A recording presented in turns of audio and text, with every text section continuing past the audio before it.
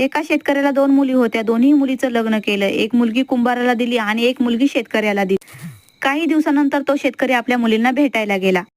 पहिल्यांदा कुंभाराच्या घरी गेला. कुंभाराच्या घरी गेल्यानंतर मुलगी म्हणाली, "बाबा, देवाकडे ही प्रार्थना करा की यावर्षी पाऊस कमी पडला पाहिजे. कारण पाऊस कमी झाला तर चिखल कमी होईल आणि आम्हाला खूप सारी मडकी बनवता येतील आणि त्यातून आम्हाला खूप सारा फायदा मिळेल."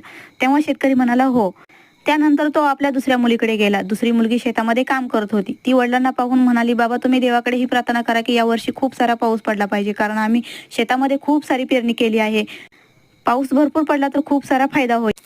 तेव्हा शेतकरी म्हणाला, "हो, मी देवाकडे हीच प्रार्थना करेन."